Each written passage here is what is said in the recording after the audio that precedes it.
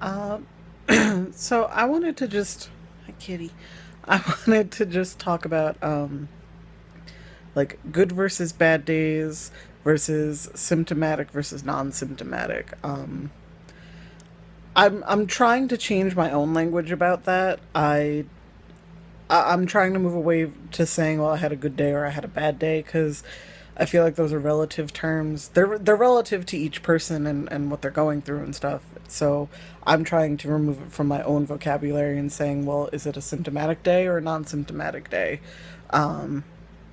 Just because good and bad is completely relative to the situation, to each person. You know, what's a good day for somebody might be a bad day for somebody else, and vice versa. So I'm really trying to move away from, saying those and saying, good, or saying symptomatic versus non-symptomatic day, which I think is really important for everybody, especially people who are having, symptomatic days. Like today is a really bad symptomatic day for me, and I'm trying my hardest to hold it together right now, and not, do, I don't know, things that I would typically do to cope, well, not cope, things that I would typically do when I'm in this kind of, when I'm feeling symptomatic. So I'm doing what I can. I have my cat, Miss Sadie.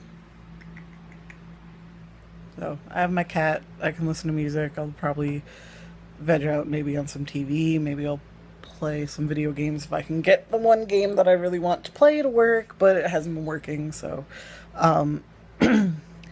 but it's just something that I think should change in the language about, really, cat, should change in the language about mental health and mental health challenges, instead of saying, and especially in therapeutic environments, and I'm actually going to start going back to therapy, which is really hard, just with time and being relatively nervous about starting again. I've been going to therapy on and off since I was like 12. And there was a good stretch of time where I was doing it regularly, and then I stopped because I couldn't afford to do it, and then I lost my health insurance, and I don't know, there were things I didn't want to discuss and talk about, but I don't know.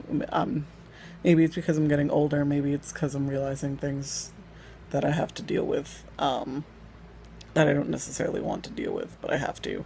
So there's that. But yeah, just,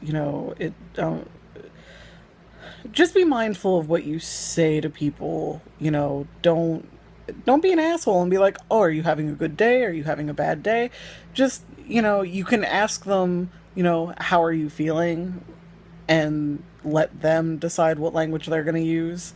Um, it's just being mindful, and I think that's something that everybody has to do, is just be a little bit more mindful. And I've got a lot of things going on, in my personal life that I'm just trying to cope with and deal with, and we'll see what happens from there.